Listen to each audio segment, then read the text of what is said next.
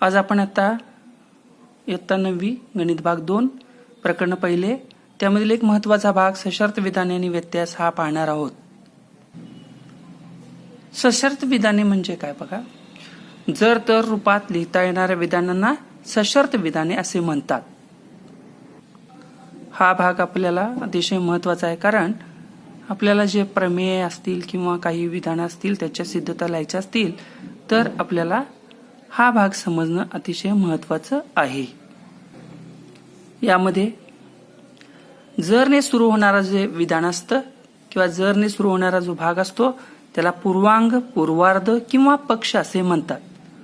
त्याचप्रमाणे तरने सुरू होणारं जे विधान असतं किंवा तरने सुरू होणारा जो भाग असतो त्याला उत्तरांग, उत्तरार्ध किंवा साध्य असं म्हणतात. उदाहरणार्थ बघा, जर दिलेले कोन रेषेजोडीतील असतील तर ते कोन परस्परांचे पूरक असतात. यामध्ये दिलेले कोन रेषेजोडीतील असतील याला पूर्वांग, पूर्वार्ध किंवा पक्ष म्हणतात.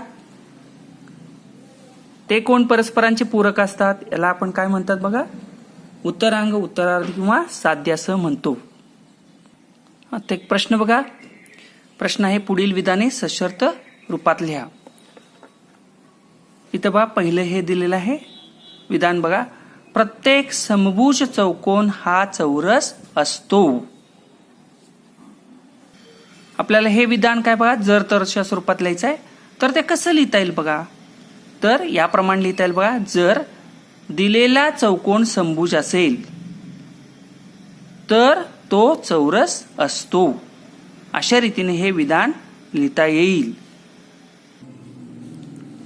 तर दुसरं एक विधान बघा, त्रिकोण ही 3 रेषाखंडांनी तयार झालेली आकृती असते. पहा, त्रिकोण ही 3 रेषाखंडांनी तयार झालेली आकृती असते. आता बघा हे लिहिताना कसं बघा, जर दिलेली आकृती त्रिकोणाची असेल, बघा जर दिलेली आकृती त्रिकोणाची असेल तर ती 3 रेषाखंडांनी तयार झालेली असते. बघा कसं लिहिलेलं आहे बघा, तर ती 3 रेषाखंडांनी तयार झालेली असते. तिसरे विधान बघा, केवळ 2च विभाजक असलेल्या संख्येला मूळ संख्या म्हणतात. आता याच्यामध्ये कसं आहे बघा, जर तर स्वरूपात लिहिताना कसं लिहायचं बघा, जर दिलेल्या संख्येला केवळ 2च विभाजक असतील. इथं काय लिहिलंय बघा, लक्षात येते का बघा, जर दिलेल्या संख्येला केवळ 2च विभाजक असतील तर त्या संख्येला मूळ संख्या म्हणतात. अशा रीतीने हे तिसरं विधान काय करता येईल बघा, आपल्याला जर तरच्या स्वरूपात लिहिता येईल. आता बघा यामध्ये आपल्याला पूर्वांग किंवा पक्ष म्हणजे काय बघा, तर पक्ष किंवा पूर्वांग म्हणजे काय बघा, पूर्वार्ध म्हणजे काय, दिलेल्या संख्येला केवळ 2च विभाजक असतील. हे काय झालं, पक्ष, पूर्वांग किंवा पूर्वार्ध. उत्तरांग किंवा उत्तरार्ध म्हणजे काय बघा, किंवा साध्य म्हणजे, तर त्या संख्येला मूळ संख्या असे म्हणतात. हा भाग झाला. लक्षात आलं का बघा. आता आपण व्यत्यास म्हणजे काय ते बघणार आहोत. आता आपल्याला जर तर स्वरूपातली किंवा सशर्त विधान म्हणजे काय माहित आहे का बघा, आहेच. आता आपण ऑलरेडी अभ्यास केलेला आहे. तर हे बघा, आपल्याला सशर्त विधानं जर माहित असली तर व्यत्यास अतिशय समजायला सोपं जातो. व्यत्यास म्हणजे काय बघा, सशर्त विधानातील पूर्वांग म्हणजे पक्ष व उत्तरांग म्हणजे काय बघा, साध्य, यांची अदलाबदल करून मिळणाऱ्या विधानाला मूळ विधानाचा व्यत्यास म्हणतात. म्हणजे आपल्याला एक जर विधान दिलं आणि ते कशाच्या स्वरूपात लिहायला पाहिजे बघा, प्रथम ते जर तर स्वरूपात लिहा आणि मग यामध्ये काय करायचं बघा, की पूर्वांग जो आहे त्या पूर्वांग आणि उत्तरांग म्हणजे पक्ष आणि साध्य यांची काय करायची बघा, अदलाबदल केली तर जे विधान मिळतं ते विधान म्हणजे आपण जे मूळ विधान घेतले की नाही त्या मूळ विधानाचा काय असतो सांगा, व्यत्यास असतो किंवा व्यत्यास असे म्हणतात. बघा आता इथं एक विधान आहे काय बघा, जर दोन कोणांच्या मापांची बेरीज 90 अंश असेल तर ते परस्परांचे कोटिकोण असतात. आता आपल्याला ह्याचा व्यत्यास लिहायचा आहे. आता बघा मी सांगितल्याप्रमाणे किंवा वरती आपण व्याख्या लिहिलेली आहे की नाही, त्या व्याख्येप्रमाणे काय बघा व्यत्यास म्हणजे सांगितल्याप्रमाणे. आता इथं बघा तरच्या पुढलं म्हणजे काय बघा व्यत्यासमध्ये लिहिताना तरच्या ऐवजी काय इथं लिहिणार बघा जर लिहायचं. जर दोन कोण इथला हा संदर्भ घ्यायचा. जर दोन कोण परस्परांचे कोटिकोण असतील बघा ते म्हणजेच कुठले दोन कोण. जर दोन कोण परस्परांचे कोटिकोण असतील बघा. आता पुढं काय बघा इथं जरचा भाग कुठं आणायचा. हा जरला काय करायचं तर करायचं आणि त्याच्या पुढला भाग काय करायचा बघा इथं लिहायचा. मग आता काय होणार सांगा. तर त्या कोणांच्या मापांची बेरीज 90 अंश असते. कसं होणार लक्षात आलं का बघा. म्हणून या विधानाचा व्यत्यास कसा होईल बघा. जर दोन कोण परस्परांचे कोटिकोण असतील तर त्यांच्या मापांची बेरीज 90 अंश असते. या प्रकारची आणखी काही उदाहरणे पाहू. पहिलं विधान बघा. संख्येतील अंकांच्या बेरजेला 3 ने भाग जात असेल तर त्या संख्येला 3 ने भाग जातो. आता इथं काय बघा त्याचा व्यत्यास लिहायचा आहे. इथं आपल्याला तर हा शब्द आहे का बघा आहे. तो काय केला बघा जर केला. आता इथं काय बघा त्या संख्येला म्हणजे कोणत्या दिलेली संख्या. म्हणून ते कसं होणार सांगा विधान. जर दिलेल्या पुढं बघा जर दिलेल्या संख्येला ह्याप्रमाणे बघा जर दिलेल्या संख्येला 3 ने भाग जात असेल. झालं का बघा. जर दिलेल्या संख्येला 3 ने भाग जात असेल. आता बघा इथं जरचा आहे त्याला काय करायचं बघा तर लिहिलं बरोबर आहे का बघा. आता इथं काय बघा संख्येतील अंकाची बेरीज म्हणजे कुठल्या संख्येतील त्या संख्येतील.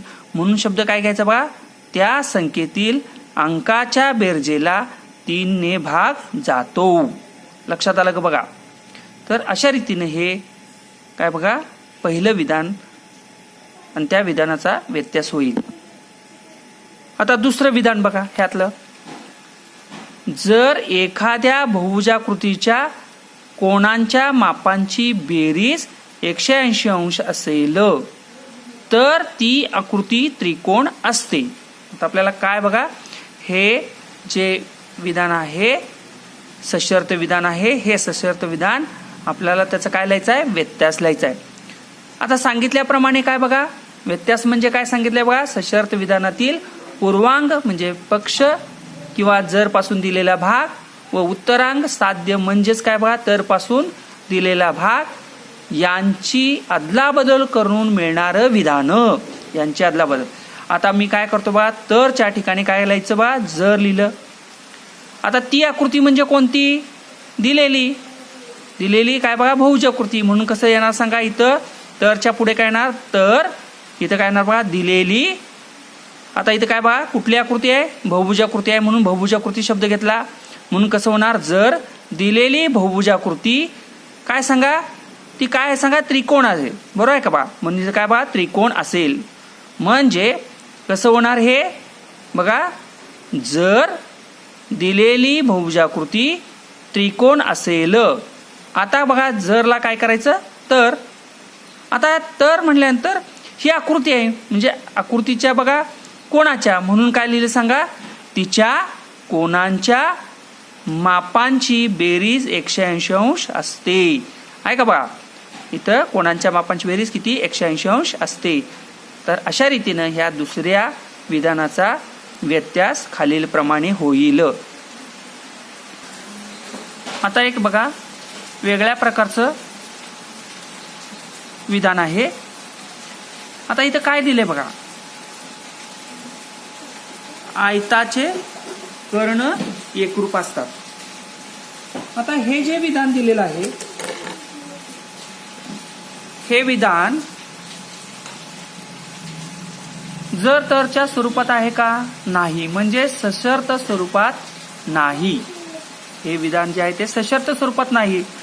मग जर आपल्याला याचा व्यत्यास लिहायचा असेल तर आपल्याला प्रथम ते विधान सशर्त स्वरूपात लिहून घ्यावे लागेल. मग आपण काय करायचं बघा, ते विधान प्रथम काय बघा सशर्त स्वरूपात लिहितो. इथं बघा आयत म्हणजे काय असतं सांगा, चौकोन असतो. आयत हा चौकोनाचा प्रकार आहे. म्हणून काय बघा, जर दिलेला चौकोन आयत असेल तर त्याचे कर्ण एकरूप असतात. बघा आयताचे कर्ण एकरूप असतात. याचा आपल्याला काय सांगा, सशर्त विधान काय झालं, जर दिलेला चौकोन आयत असेल तर त्याचे कर्ण एकरूप असतात. आता हे काय झालं सांगा, सशर्त स्वरूपात लिहिलं. आता आपल्याला त्याचा व्यत्यास सहजपणे लिहिता येईल. आता काय करायचं बघा, इथं आहे तरच्या ऐवजी काय लिहायचं, जर. हा काय बघा चौकोन आहे म्हणून काय म्हणता येईल बघा, जर चौकोनाचे कर्ण एकरूप असतील. बघा जर त्याचे म्हणजे कोणाचे, चौकोनाचे. जर चौकोनाचे कर्ण एकरूप असतील, बरोबर आहे का बघा. आता पुढं काय बघा, इथं तर, इथं काय बघा जरला काय करायचं, तर केलं तर काय असतं सांगा, दिलेला चौकोन म्हणजेच काय बघा तो असा शब्द वापरतो, तो काय असतो बघा आयत असतो. अशा रीतीने काय बघा, जर दिलेलं विधान काय बघा सशर्त स्वरूपात नसेल तर प्रथम सशर्त स्वरूपात लिहा आणि मग काय करायचं बघा, त्याचा व्यत्यास लिहिणं सोपं जातं. अशा रीतीने आपण ही उदाहरणं अभ्यासलेले आहेत. अतिशय महत्वाचा हा भाग आहे, परीक्षेच्या दृष्टीने पण आहे आणि इथून पुढे जो 9वी आणि 10वीचा भूमितीचा अभ्यासक्रम आहे त्याच्या दृष्टीने सुद्धा. आता आपण बघितलेलं बघा, तर यामध्ये बघा आपण काय बघितलं, सशर्त विधान म्हणजे काय आणि काय बघा त्याचा व्यत्यास म्हणजे काय ते बघितलं.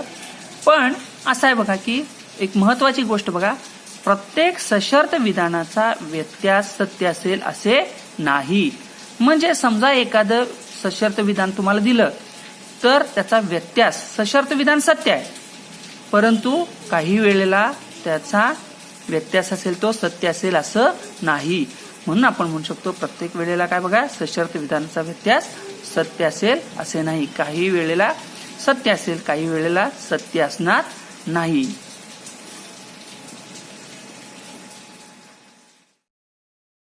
असेल तर लाईक करा, शेअर करा, सबस्क्राईब करा आणि बेल आयकॉनवर नक्की प्रेस करा. भेटूया पुढील व्हिडिओमध्ये. धन्यवाद.